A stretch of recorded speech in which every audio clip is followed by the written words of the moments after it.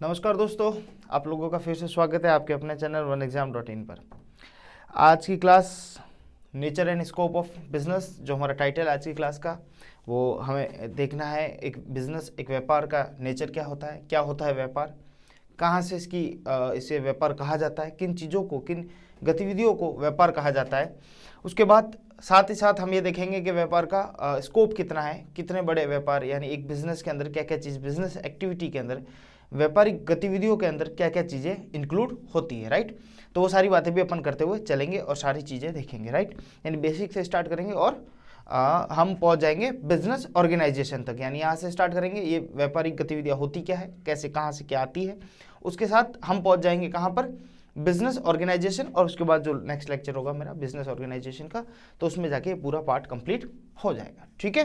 तो शुरू करते हैं, छोटी छोटी बातों से शुरू करते हैं, सिंपल सी बातों की बेसिक कंसेप्ट से शुरू करते हैं, लेके महादेव जी का नाम, और आज की क्लास हम शुरू करते हैं, ठीक है। ये नोट्स है जो मैं आपके सामने रख रहा हूँ, ये नोट्स आपको अवेलेबल हो जाएंगे, ऐप में भी अवेलेबल हो जाएंगे, वेबसाइट पे भी अवेलेबल हो जाएंगे, राइट।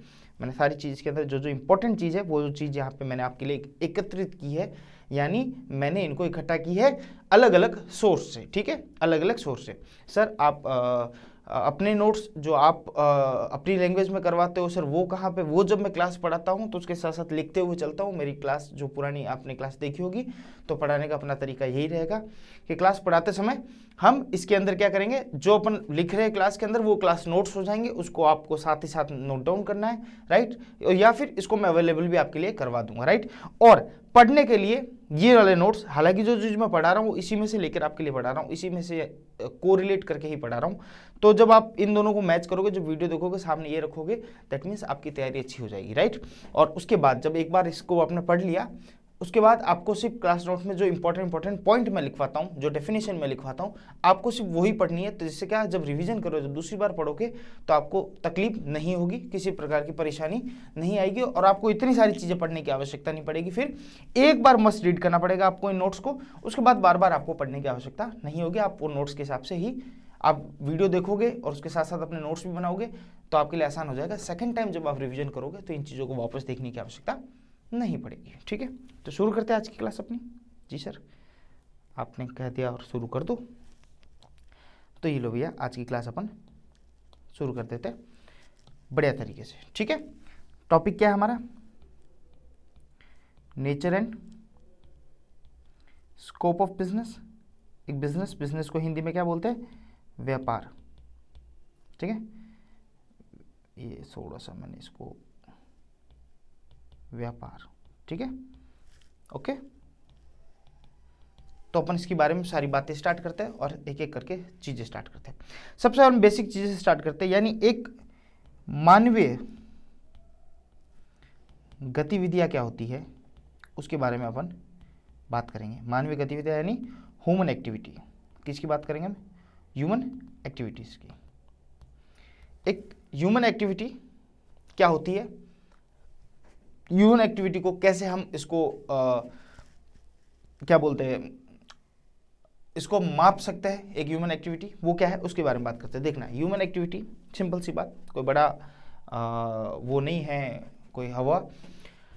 सुबह आप उठे, आपने उठ के ब्रेकफास्ट किया, ब्रश किया पहले तो उठ के, फिर आपने ब्रेकफास्ट किया, नहाए धोए, स्कूल चले गए आप, फॉर एग्जाम्पल अगर स्कूल में हो, या फिर कॉलेज चले गए पढ़ने के लिए। अब आपने इतनी सारी गतिविधियां की सुबह उठकर, यानी आप उठे, आपने ब्रश किया, आप स्कूल भी गए, आपने नहाया भी, ब्रेकफास्ट भी किया, ठीक है, आपके घर पे मदर ने खाना भी बनाया, यानी कुकिंग की। ये सारी गतिविधियां जो उन्होंने की ना, वो क्या पैसे कमाने के लिए किया आपने ये सब, या किसी तरीके का आपको इकोनॉमिकल बेनिफिट हो रहा है इन चीज़ों में। क्या आप ब्रश करते हो जो आपको इकोनॉमिकल बेनिफिट होता है, नहीं, हेल्थ का बेनिफिट जरूर होता है, इकोनॉमिक बेनिफिट नहीं होता। स्कूल जा रहे हो, पढ़ाई कर रहे हो, शिक्षा ले रहे हो, अपने आप का डेवलपमेंट करो, इकोनॉमिक बेनिफिट यहाँ पे अभी भी नहीं है। घर पे जो माता जी आपके लिए खाना बनाते हैं, क्या वो इकोनॉमिक बेनिफिट के लिए बनाते हैं, नहीं, वो उनका कार्य है, वो अपना कार्य करते हैं, राइट। अगर यही सारे काम आपके फादर साहब उठ के यही सारे काम दिन में पूरी दिनचर्या ये करके और फिर चले जाते हैं बिजनेस पे, या फिर चले जाते हैं ऑफिस, चले जाते हैं कार्य पर अपने, जब वो नौकरी पे चले जाते, दैट मीन्स अब जब वो 10 बजे नौकरी पे चले गए, अब वहां से उन्होंने जो भी गतिविधियां किया है, जो भी कार्य किए, वो सारे के सारे क्या हो जाएंगे, किसी ना किसी बेनिफिट की वजह से किया है, यानी इकोनॉमिक बेनिफिट के लिए किया है उन्होंने काम। कर तो वो भी ह्यूमन एक्टिविटी है, कर तो आप भी रहे हो एज ए स्टूडेंट, आप पूरे दिन ह्यूमन एक्टिविटी करते हो, कोई ना कोई गतिविधियां करते हो। क्या वो गतिविधियां इकोनॉमिक बेनिफिट की है? नहीं। हाँ, लेकिन अगर आपने कोई चीज ली और किसी को बेच दिया आपने, और यहाँ पे आपने क्या कर दिया, किसी न किसी प्रकार का आपको इकोनॉमिकल, आर्थिक फायदा, आर्थिक बेनिफिट, इकोनॉमिक बेनिफिट आपको हो गया, दैट मीन्स ये आपकी एक्टिविटी क्या कहलाएगी? इकोनॉमिकल बेनिफिट वाली एक्टिविटी कहलाएगी, यानी इकोनॉमिक एक्टिविटी कहेगी। और जो सुबह से आपने स्कूल जाने तक या कॉलेज जाने तक जो कार्य किए, जैसे ब्रश किया, ब्रेकफास्ट किया, ये सारे का सारा कहलाएगा नॉन इकोनॉमिक एक्टिविटीज। यानी हमने क्या किया, हमने ह्यूमन एक्टिविटीज को दो पार्टों में बांट दिया। किसमें? दो भागों में बांट दिया। क्या क्या हमने बोल दिया, कुछ ह्यूमन एक्टिविटी इकोनॉमिक एक्टिविटीज होती है और कुछ इंसानों के द्वारा की हुई एक्टिविटी नॉन इकोनॉमिक एक्टिविटीज होती है, राइट। कुछ होती है इकोनॉमिक एक्टिविटी, कुछ होती है non economic activity. Non economic activity क्या, उसको पहले देखते हैं। जैसे ब्रेकफास्ट करना, आपने ब्रेकफास्ट किया, आपने लंच किया, आपने ब्रश किया, ठीक है, स्कूल गए आप, ठीक है, ये सारे क्या हुआ, ये आपकी सारी होगी नॉन इकोनॉमिक बेनिफिट। यहां से आपको किसी तरह का आर्थिक फायदा नहीं हो रहा, आप सिर्फ कार्य कर रहे हो, वो कार्य किसी दूसरी तरीके से निजी फायदे दूसरे हो सकते हैं, लेकिन आर्थिक इकोनॉमिक बेनिफिट के लिए काम नहीं कर रहे। लेकिन वही जस्ट अगर इकोनॉमिक बेनिफिट की बात करूं तो या तो बंदा क्या करेगा, कोई बिजनेस करेगा, या वो क्या करेगा, किसी प्रोफेशन में होगा, पेशेवर कोई काम कर रहा होगा, पेशेवर कोई काम कर रहा होगा, या फिर वो एम्प्लॉयमेंट में होगा। किस में होगा? एम्प्लॉयमेंट में, यानी किसी रोजगार के रिलेटेड, यानी किसी नौकरी वोकरी इस तरीके से कार्य कर रहा होगा, ठीक है। तो हमने क्या किया, इकोनॉमिक बेनिफिट को तीन भागों में बांटा, इकोनॉमिक एक्टिविटी को तीन भागों में बांट दिया कि बिजनेस हो सकता है, किसी का प्रोफेशन हो सकता है, या किसी का एम्प्लॉयमेंट हो सकता है, राइट। और नॉन इकोनॉमिक एक्टिविटी तो किसी भी प्रकार की हो सकती है, कुछ भी हो सकता है, उसमें आपके कोई मापदंड नहीं है, राइट। अब हम पढ़ते हैं, यहां से शुरुआत हुई कि एक इंसान के, एक जो मनुष्य होता है वो कुछ गतिविधियां करता है, एक्टिविटी, और उस गतिविधियों से अगर उसको इकोनॉमिक बेनिफिट होता है, क्या होता है, इकोनॉमिक बेनिफिट्स होता है। तो इकोनॉमिक बेनिफिट्स तीन तरीके से हो सकता है, या तो वो बिजनेस करके करेगा, या प्रोफेशन करके करेगा, या फिर वो एम्प्लॉयमेंट के अंदर इसका बेनिफिट होगा, राइट। जी सर, बिल्कुल समझ में आया। अब एक एक चीज को समझते हैं, बिजनेस क्या होता है, प्रोफेशन क्या होता है, और एम्प्लॉयमेंट क्या होता है, क्या क्या चीज इनके अंदर आती है। फिर हम बिजनेस को अपना टारगेट बनाकर उसका एलोबरेट करेंगे कि बिजनेस कितने प्रकार से, क्या क्या तरीके से हो सकते हैं, ठीक है सर। सबसे पहले बात करते हैं हम बिजनेस की। किसकी बात करते हैं? बिजनेस की। क्या डेफिनेशन है बिजनेस की? An activity concerned with the production and या और एक्सचेंज ऑफ वांट सेटिस्फाइंग, किस पे एक्सचेंज किया? वांट सेटिस्फाइंग गुड्स और services carried with a view of earning profits. ये इसकी डेफिनेशन दे रखी है। क्या दे रखी है? डेफिनेशन को थोड़ा एलोबरेट करते हैं, अच्छे तरीके से समझते हैं।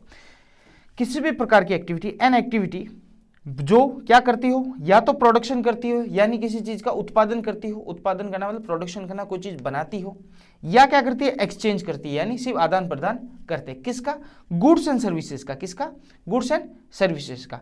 गुड्स एंड सर्विसेज का या तो आप प्रोडक्शन उत्पादन करते हो, या फिर आदान प्रदान एक्सचेंज करते हो, लेकिन वो क्या होनी चाहिए, वो वांट सेटिस्फाइंग होनी चाहिए। वांट सेटिस्फाइंग यानी जिसकी जो नीड है, जिसकी जो मांग है, उस मांग के अकॉर्डिंग आप उसको सेटिस्फाई करने के लिए अगर आप प्रोडक्शन करते हो। जैसे अगर मैंने ये मोबाइल बनाया, तो मोबाइल बनाने का मतलब ये मोबाइल किसी की वांट को सेटिस्फाई करेगा, राइट। यानी इस प्रकार के गुड्स या सर्विस बनाते हो जिससे किसी की वांट यानी किसी की मांग को आप क्या कर सकते हो, उसकी इच्छा जो वांट है, उसकी नीड है जो, उसको आप सेटिस्फाई कर सकते हो। ऐसे आपका प्रोडक्शन, या तो आप वो चीज़ बनाते हो या वो चीज़ किसी और ने बनाई, आप क्या करते हो, उसका आदान प्रदान करते हो। तो ये सारी एक्टिविटी क्या कहलाएगी? बिजनेस एक्टिविटी कहलाएगी। लेकिन एक और चीज़ में ध्यान रखना, with the view of earning profit. आपका प्रॉफिट टारगेट होना चाहिए, प्रॉफिट आपका मेन उद्देश्य होना ही चाहिए, प्रॉफिट कमाना आपका उद्देश्य होना चाहिए, राइट। इसे कहा जाता है बिजनेस। इसकी ये है डेफिनेशन किसकी? बिजनेस की। यानी आपका ऑब्जेक्ट क्या होना चाहिए? प्रॉफिट कमाना ऑब्जेक्ट होना चाहिए। अगर समाज सेवा करते हो तो बिजनेस नहीं होगा, राइट। ठीक है सर। दूसरी डेफिनेशन आपके सामने आता है प्रोफेशंस। इसको तो हिंदी में व्यापार कहते हैं। दूसरा आपका प्रोफेशन आता है, प्रोफेशन जिसको आप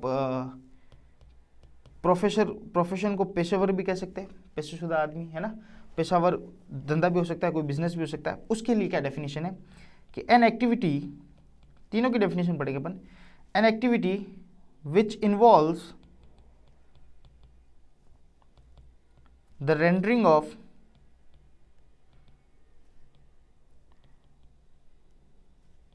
personalized service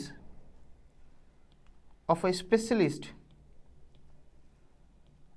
of a specialized nature, comma, based on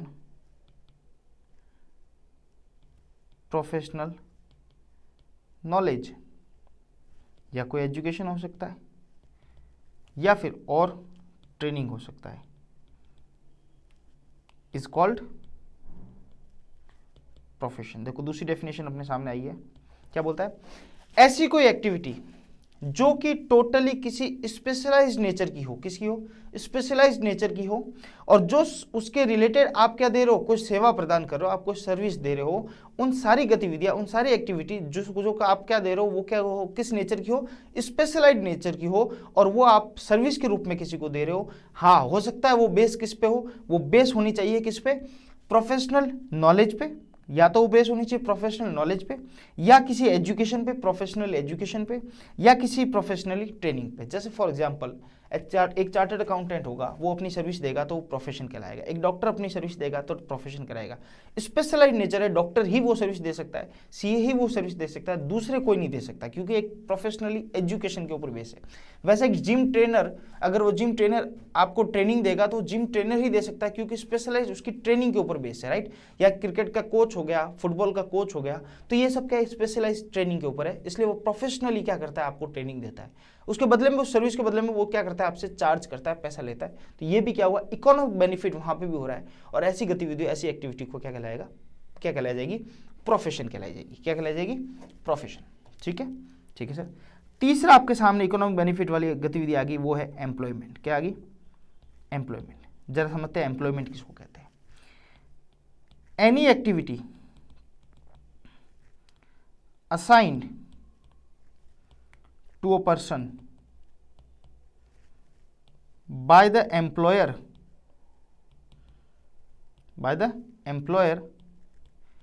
under an agreement or rule of service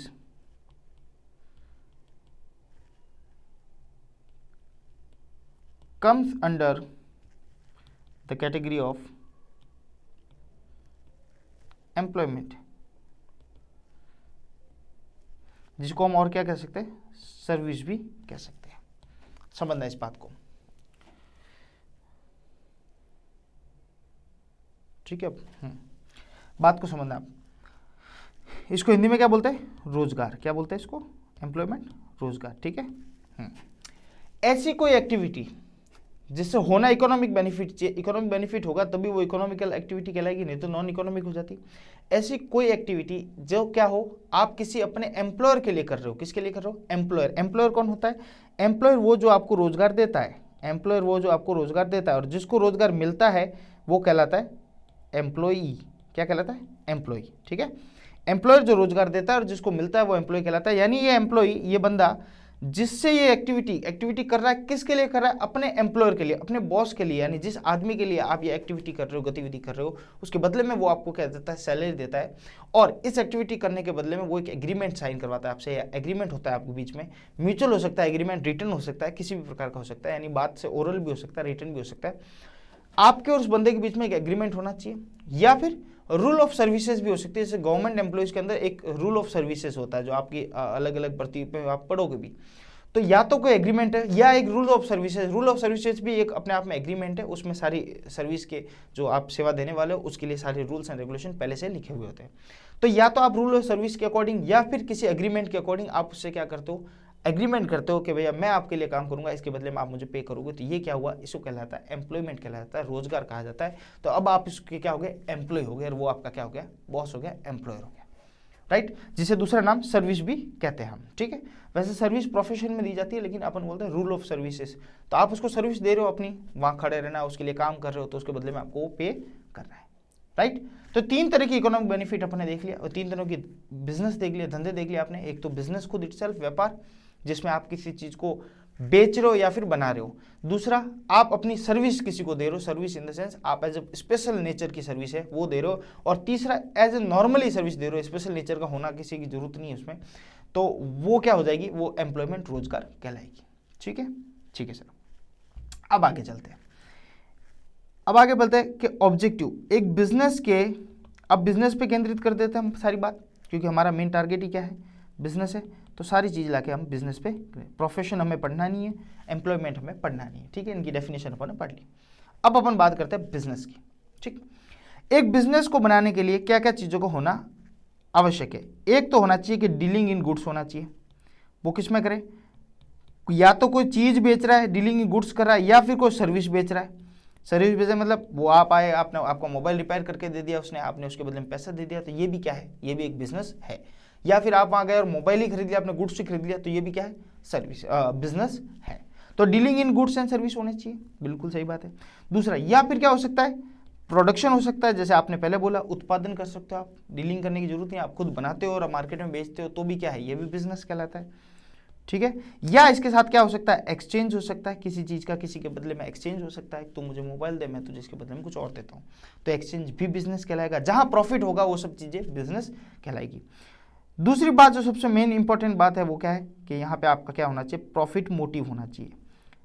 सामाजिक उद्देश्य आपका सोशल मोटिव नहीं होना चाहिए, प्रॉफिट मोटिव, यानी आपका लाभ कमाना ही इसका मोटिव होना चाहिए, तभी वो बिजनेस कहलाएगा, तभी वो बिजनेस कहलाएगा। और एक और बात, इन सब कार्य के बीच में एक एलिमेंट ऑफ रिस्क होना चाहिए, यानी जहाँ रिस्क होगा वही बिजनेस होगा। रिस्क होना जरूरी है, कहीं पे भी फिक्स नहीं होगा कि तू मेरे लिए काम करेगा तो मैं तुझे इतने फिक्स रुपए दूंगा, तो ये क्या हो गया, ये रोजगार हो गया, ये एम्प्लॉयमेंट हो गया। जहाँ फिक्स, जहाँ एलिमेंट ऑफ रिस्क खत्म हो जाता है वहाँ बिजनेस खत्म हो जाता है। रिस्क होना ही, यानी होना नहीं होना उसके किसी के हाथ में नहीं, यानी प्रॉफिट कमाओगे, कितना कमाओगे ये किसी की कोई गारंटी नहीं, यानी प्रॉफिट भी हो सकता है आपको, घाटा लॉस भी हो सकता है, तो रिस्क भी उतना उतना जरूरी है।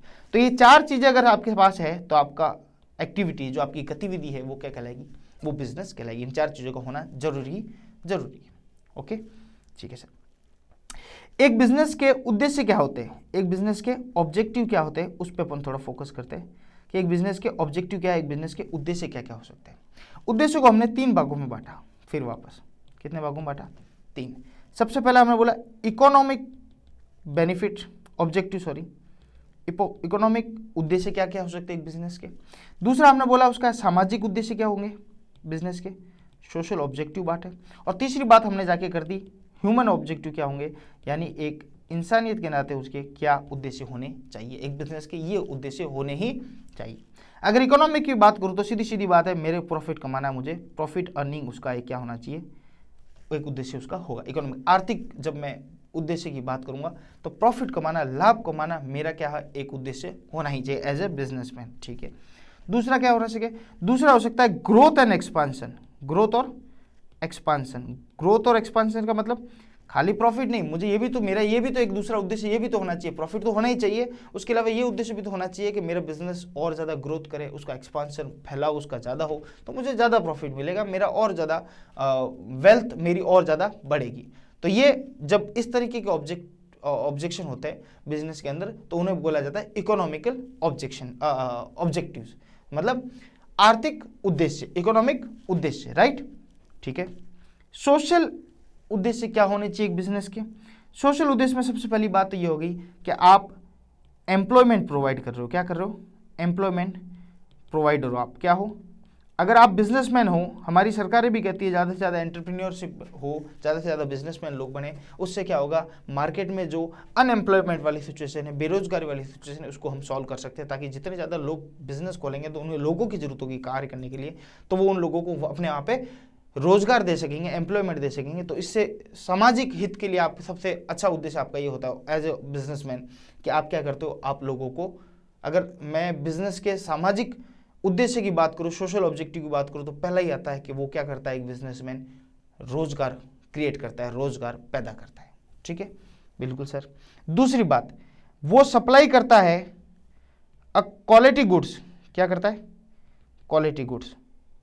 ये उद्देश्य एक बिजनेस के होने चाहिए। एक तो रोजगार उसको क्रिएट करना है मार्केट में, दूसरा समाज के लिए, दूसरा क्वालिटी गुड्स देना है उसको। गुड्स में किसी प्रकार की घपलेबाजी नहीं चाहिए, वो क्या होने चाहिए? क्वालिटी गुड्स है, एक पर्टिकुलर अच्छी क्वालिटी के गुड्स होने। जब पैसा ले रहे हो, दाम ले रहे हो, तो चीज़ भी आप अच्छी दो, उनको किसी तरीके का नुकसान नहीं होना चाहिए आपकी जो चीज़ें खरीद रहा है।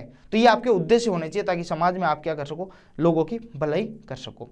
और एक रीजनेबल प्राइस में होना चाहिए। किस में होना चाहिए? रीजनेबल प्राइस अवेलेबिलिटी होनी चाहिए। ऐसा नहीं कि आप लूट ही लूट कर रहे हो, एक रीजनेबल प्राइस होना चाहिए, लोगों के हद में, लोगों के पॉकेट में आपकी चीज़ उनके आनी चाहिए। आपकी लागत लगेगी, आप अपना प्रॉफिट कमाओ, पर इतना भी प्रॉफिट ना कमाओ कि आप अपने सामाजिक हितों को भूल जाए। यानी हमारे सोशल ऑब्जेक्टिव को मैं कहीं ना कहीं उसको नज़रअंदाज नहीं कर सकता। ओके, ठीक है। इसके अलावा जिसने आपके रिटर्न ऑन इन्वेस्ट, जिसने आपको इन्वेस्ट किया हुआ है, जिसने आपके बिजनेस में इन्वेस्ट किया हुआ है, वो भी तो बाहर के लोग हैं, तो उन इन्वेस्टर्स को भी आप अच्छा रिटर्न देवे, ये भी आपका एक हित होना चाहिए। ऐसा नहीं कि किसी ने आपके बिजनेस में पैसा डाला, अब आप उसको भूल जाए या उसको अच्छा रिटर्न देने का आपका उद्देश्य ना हो। ये भी एक सामाजिक उद्देश्य है कि आप लोगों को अच्छा रिटर्न दे, ताकि वो और दूसरे बिजनेस के अंदर में भी अपना इन्वेस्टमेंट बढ़ाए, उनका भरोसा जीते, ताकि वो और भी किसी समाज में किसी की जरूरत होगी इन्वेस्टमेंट की, तो लोग वहाँ पर इन्वेस्ट करेंगे ताकि उनका रिटर्न आवे। ठीक है, तो ये सब क्या थे? ये सोशल ऑब्जेक्टिव थे, एक बिजनेस के सामाजिक उद्देश्य थे। अब हम पढ़ रहे हैं ह्यूमन ऑब्जेक्टिव, यानी एक बिजनेस के मानवीय उद्देश्य क्या हो सकते हैं, उसको पढ़ते हैं। सबसे पहली बात तो आपको क्या देना है? एक फेयर सैलरी और वेजेस देना है अपने एम्प्लॉयज को। जो आपके यहाँ पे वर्कर काम कर रहे हैं, जो आपके यहाँ पे एम्प्लॉय काम कर रहे हैं, उनको एक फेयर, एक सही ढंग से, सही माप में आप उनको सैलरी और वेजेस दे, उनका शोषण ना करें। जो उनका बनता है उतना पैसा उनको दे, उनका पैसा ना तो खाए और ना उनका शोषण करे। कम पैसों में उनसे, उनकी मजबूरी के तहत आप उनसे काम करवा रहे हो और उनको पैसा बहुत कम दे रहे हो, राइट। तो ये आपका एक एज ए इंसानियत आपके अंदर ये होनी चाहिए एज ए बिजनेस मैन। और क्या? और जो काम आपके यहाँ पे लोग कर रहे हैं उनको जॉब सेटिस्फिकेशन देनी है। ऐसा नहीं उनसे अगर आप पैसा भी दे रहे हो तो इसका मतलब ये नहीं कि उनकी आप खाल खींच लो, उनकी चमड़ी नोच लो, ऐसा नहीं। आपको उनको जॉब सेटिस्फिकेशन भी देना है, उनका भी सोचना है, वो भी आखिर क्या है? आपके इंसान ही है, जैसे आप हो, जैसे वो है। आपके पास अपॉर्चुनिटी, उनके पास अपॉर्चुनिटी नहीं मिली, राइट। तो आपको जॉब सेटिस्फेक्शन देना है और गुड वर्किंग एनवायरनमेंट क्रिएट करना है आपको अपने यहाँ पे।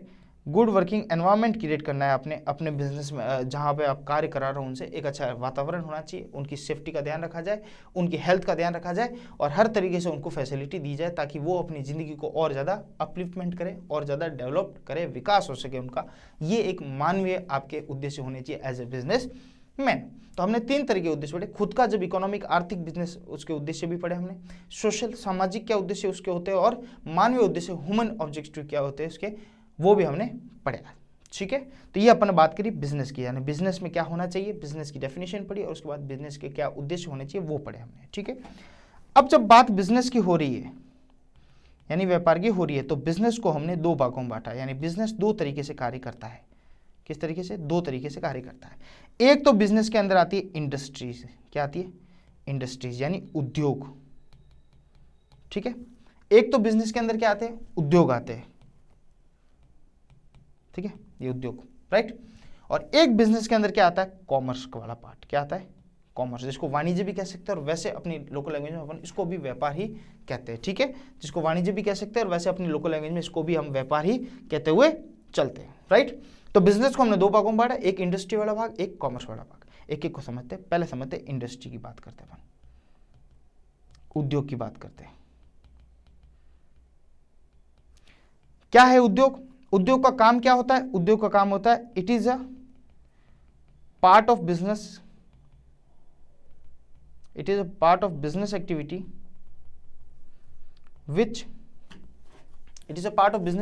which concern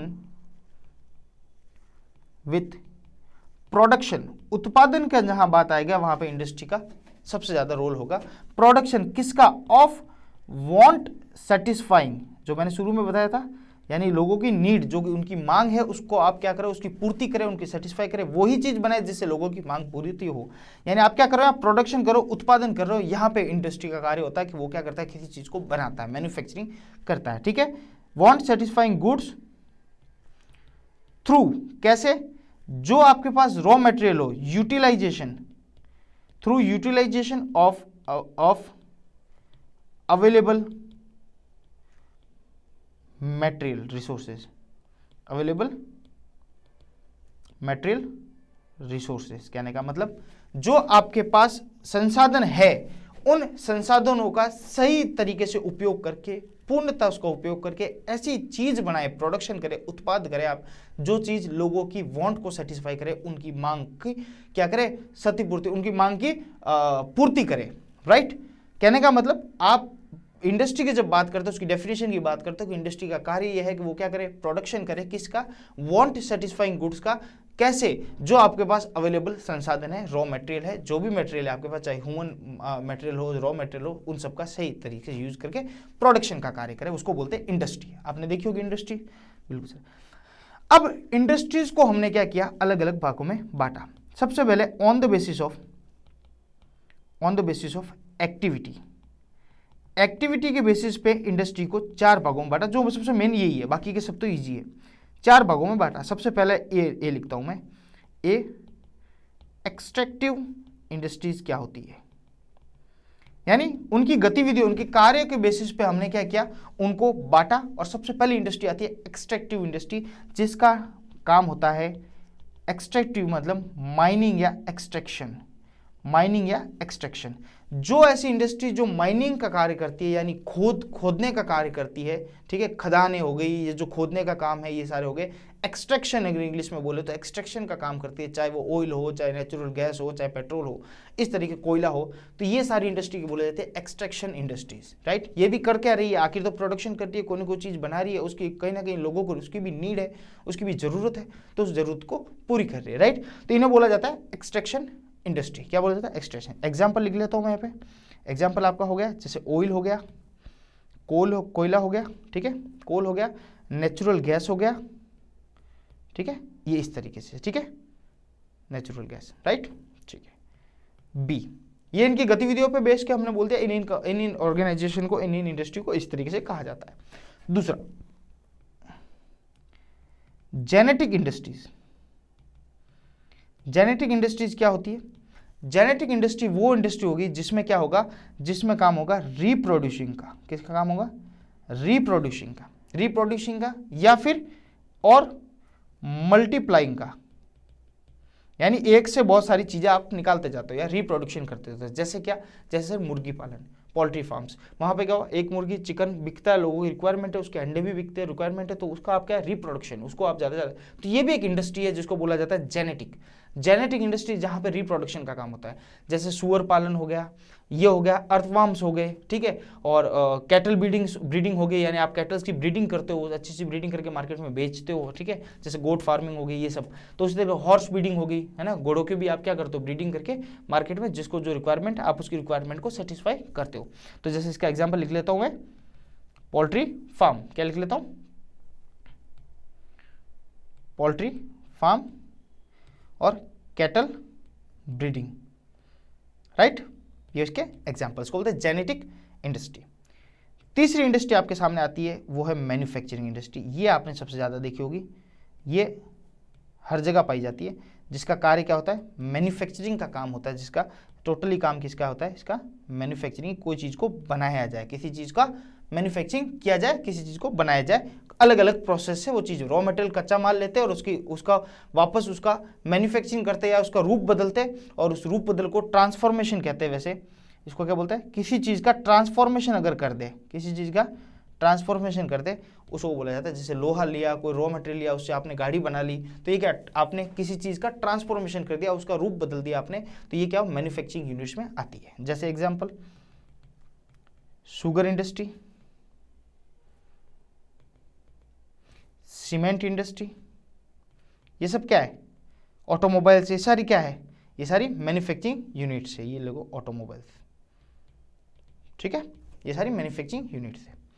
तीसरी जो इंडस्ट्री आती है एक्टिविटी पे बेसिस पे, वो होती है आपकी कंस्ट्रक्शन। कौन सी होती है, कंस्ट्रक्शन इंडस्ट्रीज।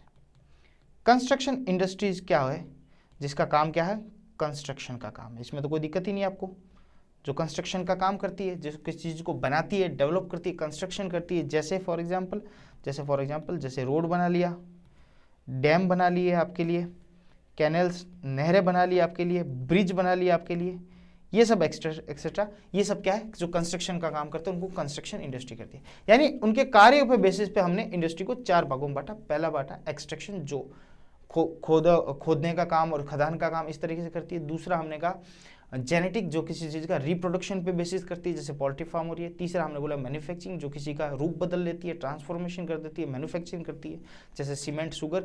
और चौथा हमने बोला कंस्ट्रक्शन, जो कंस्ट्रक्शन का काम करती है, जैसे रोड, डैम और ब्रिज। ओके, ठीक है सर। अब ये तो बात हुई थी on the basis of activity के बेसिस पे। अब हम बात करते हैं on the basis of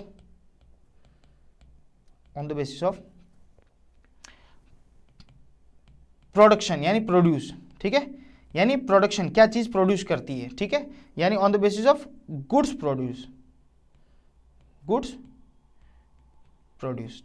produce के बेसिस पे इंडस्ट्री कितने प्रकार की हो सकती है। या तो वो क्या करेगी, या तो करेगी अपने कंज्यूमर के लिए गुड्स बनाएंगे, सीधा सीधा हम किसके लिए बनाएंगे, कंज्यूमर गुड्स इंडस्ट्री। या सीधा सीधा हम क्या बनाएंगे, प्रोड्यूसर गुड्स इंडस्ट्री। ये क्या होता है, प्रोड्यूसर गुड्स इंडस्ट्री और consumer goods industry. Producer goods industry हुआ यानी ऑटोमोबाइल्स कंपनी के लिए जो उसके पार्ट्स बनते हैं वो कोई और कंपनी बनाती है, तो वो इंडस्ट्री क्या हुई, वो प्रोड्यूसर, यानी वो किसकी, वो जैसे किसने टायर बनाया और या फिर किसने बनाया सीधा सीधा क्या बोलते हैं उसके, जो स्टील के मटेरियल है, जो आपके कांच है जो गाड़ी में यूज होता है, वो सब किसके लिए बनाती है, किसी कंपनी के लिए बनाती है, जैसे टोयोटा के लिए बना ली या फिर हुंडई के लिए बना दी, तो वो सीधा प्रोड्यूसर को सप्लाई करती है, कस्टमर को नहीं करती। तो इस प्रकार की कंपनी हो सकती है जो सीधा प्रोड्यूसर को सप्लाई करती है, या फिर कंपनी हो सकती है जो डायरेक्ट कस्टमर को सप्लाई कर सकती है, तो उन्हें बोलते हैं कंज्यूमर गुड्स। कंज्यूमर के लिए गुड्स होते हैं जो अपने आमतौर जो जिंदगी जो सारी कंपनियां है वो ज़्यादातर कंज्यूमर होती है। जैसे ये मोबाइल अगर मैंने खरीदा तो कंज्यूमर गुड्स होगी, MI कंपनी से या फिर आईफोन हो गया, तो ये सब कंपनियां क्या होगी, कंज्यूमर, मैंने उनसे खरीदा। लेकिन वो जब असेंबल होते हैं तो उनके पार्ट्स अलग अलग कंपनियों के आते हैं, और जब वो मिलते हैं तो उन्हें बोलते हैं, वो जो दूसरी कंपनियां जो उन्हें पार्ट्स देती है वो होती है प्रोड्यूसर कंपनियां होती है। कई बार एक ही कंपनी अपने खुद के पार्ट्स बना के करती है, कई बार दूसरों से पार्ट्स लेती है। तो इस तरीके से 2 तरीके से कंपनी हो सकती है गुड्स बनाने के ऊपर पे, कि वो कंज्यूमर हो सकती है या फिर प्रोड्यूसर हो सकती है। तीसरी बात, on the basis of investment, किसके बेसिस पे, इन्वेस्टमेंट के बेसिस पे एक इंडस्ट्रीज कितने प्रकार की हो सकती है, तो वो वापस 2 प्रकार की, या तो वो होगी हैवी इंडस्ट्री, यानी हैवी इंडस्ट्रीज का मतलब बहुत ज़्यादा हैवी इन्वेस्टमेंट किया हुआ है, या फिर वो होगी लाइट इंडस्ट्री। लाइट इंडस्ट्री मतलब उस पर इन्वेस्टमेंट कम है, छोटा इन्वेस्टमेंट है, राइट। ठीक है सर। चौथा, on the basis of size of activity, जो एक्टिविटी के बेसिस पे हमने किया उसके बाद उसकी साइज भी देखी जाती है, साइज बड़ी है छोटी, तो उस हिसाब से इंडस्ट्री का नामकरण होता है, उसको नाम दिया जाता है। तो हम बोल सकते हैं स्मॉल स्केल, बोल सकते हैं, क्या बोल सकते हैं, स्मॉल स्केल इंडस्ट्री है। स्मॉल स्केल इंडस्ट्री यानी इसका स्केल छोटा है, यानी ये इंडस्ट्री छोटी इंडस्ट्री है, साइज में इसका कम है। या फिर हम बोल सकते हैं लार्ज इंडस्ट्री बोल सकते हैं, लार्ज स्केल इंडस्ट्रीज बोल सकते हैं उनको, यानी उनका क्या है, कार्य भी बड़ा है, साइज ऑफ एक्टिविटी भी बहुत ज़्यादा बड़ी है। और सबसे लास्ट में है कि on the basis of area of operation, यानी वो जो कार्य, जो ऑपरेशन उनके यहाँ गतिविधियाँ हो रही है, एरिया, उसका एरिया कितना बड़ा है, बहुत ज़्यादा बड़े फैलाव में फैला हुआ है, या अपने लोकल एरिया तक ही रहा है, या नेशनल है या इंटरनेशनल है। तो सीधी सी बात है, या तो क्या होगा, वो रीजनल होगा, रीजनल इंडस्ट्री, यानी सिर्फ हमारे राजस्थान में तो राजस्थान में, या फिर होगा नेशनल इंडस्ट्री, या पूरे भारत के अंदर है, या फिर होगा इंटरनेशनल इंडस्ट्री, यानी भारत के बाहर भी है, भारत की सीमाओं के बाहर भी है, MNC, राइट। तो इंडस्ट्री की सारी बातें होगी कि इंडस्ट्री कितने प्रकार की होती है, इंडस्ट्री होती क्या है, उद्योग होता क्या है। अब उद्योग में जो चीज़ बन गई है, अब उस चीज़ को मार्केट में लोगों तक पहुंचाने का भी तो कार्य है। तो वहां से काम स्टार्ट होता है किसका, कॉमर्स का। किसका काम स्टार्ट होता है, कॉमर्स का, जिसको हम वाणिज्य भी कहते हैं, राइट, कॉमर्स का। यानी अगर मैं सीधी सी बात बताऊं, इसकी एक डेफिनेशन लिख लेता हूं कि द गुड्स प्रोड्यूस्ड, गुड्स बन तो गया, the goods produced by the industry, जो अपने ऊपर इंडस्ट्रीज पड़ी थी, उद्योगों ने गुड्स बना तो दिया, खाली बनाने से काम चलेगा क्या? उनको वापस शुड बी मेड अवेलेबल, उनको अवेलेबल भी तो कराना है किसके पास? कस्टमर के पास। अवेलेबल टू द कंज्यूमर, जो उनके कंज्यूमर्स होगा वहां तक अवेलेबल भी कराना है। At right place, at right time, at right quality, at right price, at right in right manner. और जब ये कार्य स्टार्ट हो जाता है तो हियर द रोल या here comes the activity of commerce. और ये सारी एक्टिविटी क्या कहलाती है? कॉमर्स कहलाती है। टू फुलफिल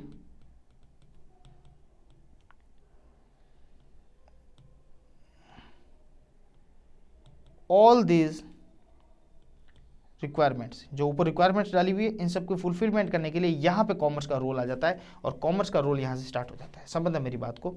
ये इंडस्ट्री आपकी, यहाँ पे माल बन के तैयार हो गया, लेकिन इस माल को आगे भी तो पहुँचाना पड़ेगा, तो वो होलसेलर के पास जाएगा, होलसेलर आगे रिटेलर को देगा, रिटेलर फिर कंज्यूमर को देगा, राइट? या बाहर है तो गुड्स उसको इंडिया में लाना पड़ेगा। तो ये सारी जो गतिविधियाँ दूसरी यहाँ से बनने के बाद, इंडस्ट्री के बाद, बनने के बाद, प्रोड्यूस होने के बाद, सारी ये एक्टिविटी क्या कहलाएगी? ये कहलाएगी आपकी कॉमर्स कहलाएगी। क्या कहलाएगी? कॉमर्स। ये वाणिज्य का पार्ट हो जाता है। ठीक है, कोई समझने में कोई दिक्कत, कोई परेशानी नहीं होनी चाहिए। दिन रात अपन वाणिज्य को देखते आते हैं। ठीक है, चलो क्या बोला? The goods produce by the industry should be made available to the consumer. Consumer के अवेलेबल करवाओगे तभी उस गुड्स को जो बनाया है उसका असली मकसद पूरा होगा आपका। लेकिन खाली अवेलेबल कैसे कराना है आपको? ऐसे अवेलेबल दे देना आके ले लो, ऐसा नहीं। उनको सही जगह पे एट द राइट प्लेस, जहां उनको चाहिए अवेलेबल, जहां वो इजीली ले सके कंज्यूमर। एट राइट टाइम, सही समय पर, जिस समय उसकी रिक्वायरमेंट है उसी समय उसके पास हो। आज जरूरत है कल मिले तो कोई काम का नहीं है। तो उसी क्वालिटी में जिस क्वालिटी में वो रवाना हुआ था उसी क्वालिटी में उसको वहां पे मिले, कोई उसके अंदर मिलावट छेड़छाड़ ना हो, और उसी प्राइस में, यानी एक सही प्राइस में, एक रिजनेबल प्राइस में उसको मिले। सारी कॉस्ट जोड़ भी देंगे तो भी इतना नहीं होगा 100 रुपये की चीज़ आपको 1000 रुपये मिल रही है कि इतनी ज़्यादा महंगी कर दी बीच चोलियों ने, यानी कम। ऐसा नहीं, जो जितने बनी है 100 में उसके नीचे प्रॉफिट जुड़ेगा, 120 110 में अवेलेबल हो जाएगी। और इन राइट मैनर, यानी कांच की चीज़ है, कोई जैसे रवाना हुआ, आईफोन वहाँ से रवाना हुआ, आया आपके टूट फूट हो गई, तो इन सब चीज़ों की जिम्मेदारी, ये सब रिक्वायरमेंट की फुलफिलमेंट, यानी ये पूरा जो प्रोसीजर है इसको इतने स्मूथ वे में चलाने के लिए कॉमर्स की रिक्वायरमेंट होती है। और यहाँ की सारी एक्टिविटी, ये सारी की सारी एक्टिविटी करता कौन है? ये सारी की सारी एक्टिविटी होती है कॉमर्स में। कहाँ पे होती है? कॉमर्स में। वाणिज्य के अंदर ये सारी एक्टिविटी होती है, राइट? अब समझते हैं वाणिज्य के पार्ट। यहाँ तो कोई दिक्कत नहीं सर, किसी प्रकार की कोई हमें दिक्कत नहीं है। ठीक है, अब समझते हैं वाणिज्य, कॉमर्स। तो इस कॉमर्स को भी हमने क्या किया? इस कॉमर्स को भी हमने दो पार्टों में भागा है। एक तो कॉमर्स का पार्ट होता है ट्रेड, और एक होता है आपका aids to trade. Aids to trade का मतलब हुआ ट्रेड की सहायक सर्विसेज, सहायक, ठीक है, यानी उस ट्रेड को सक्सेस बनाने के लिए उसकी सहायक सर्विसेज भी होती है। ट्रेड, जिसको भी दूसरे नाम में हम क्या कह सकते हैं? आपको दूसरे नाम में व्यापार कहते हैं। ट्रेड ऑफ किसका? ट्रेड एक्टिविटीज किसकी? ट्रेड एक्टिविटीज किस चीज की? आपको करना है purchase and sale of goods and services. Goods and services, अपन बोलते हैं कोई आदमी ट्रेडिंग कर रहा है। ट्रेडिंग करना मतलब वो सिर्फ कार्य क्या करता है? ना तो गुड्स उसने बनाया है, ना वो लास्ट कंज्यूमर है। वो क्या करेगा? गुड्स वहां से उठाया, हाँ भैया कितने में दोगे? 100 रुपये किलो। 100 रुपये किलो उठाया, हाँ भैया आगे बेचना है, कितने को? उस रिटेलर को चाहिए गुड्स, चाहिए कि हाँ मेरे पास पड़ा है 100 रुपये किलो में, मेरे पास, उसने 100 रुपये किलो में चाहिए कि हाँ कितना? 105 रुपये किलो में। तो उसने 5 रुपये अपना प्रॉफिट जोड़ा और सिर्फ गुड्स को यहाँ से उठाया और उसके पास पहुंचाया। तो ये कॉमर्स का एक पार्ट है जिसमें ट्रांसपोर्टेशन होता है, एक जगह से दूसरी जगह जाता है।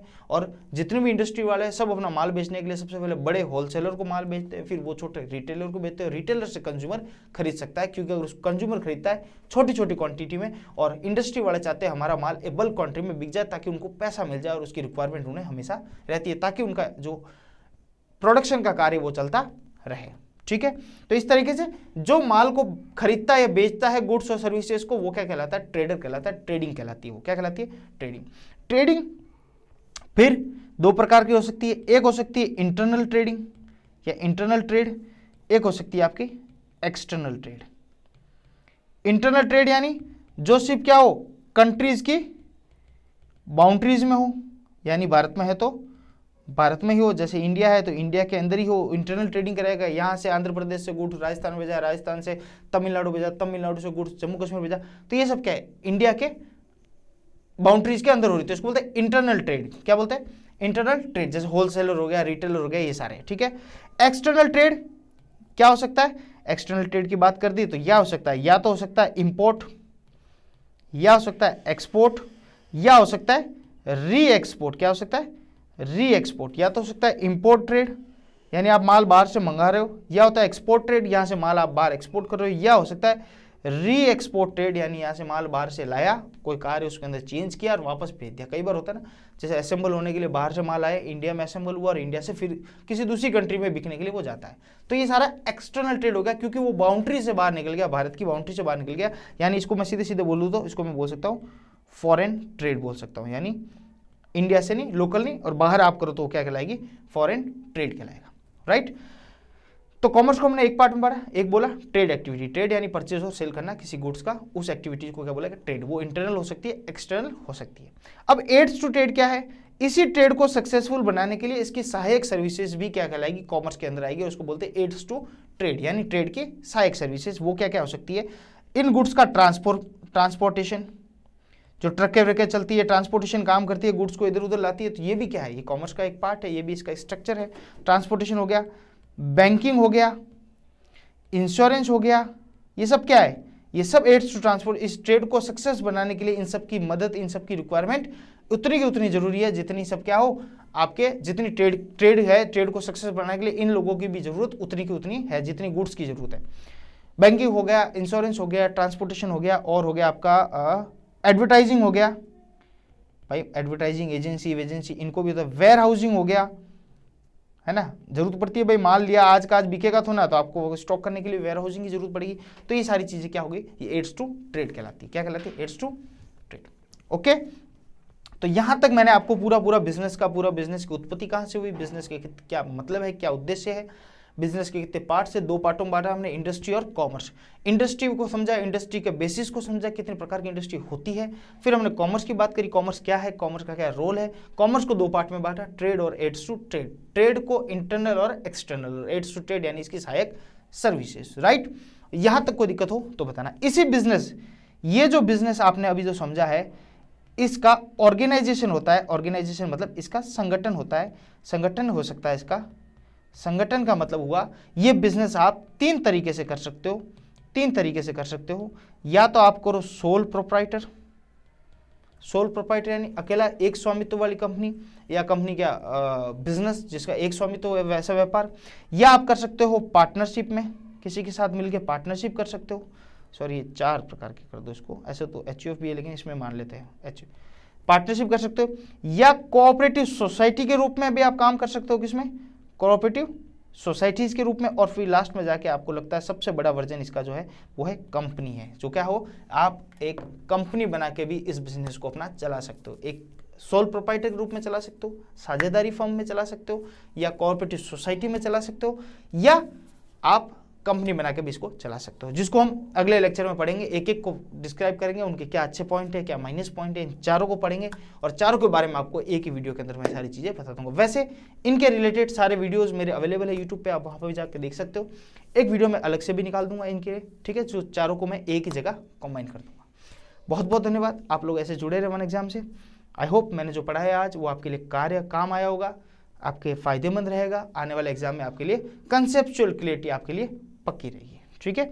बहुत बहुत धन्यवाद। आज की क्लास को यहीं समाप्त करते हैं, मिलते हैं फिर आपसे।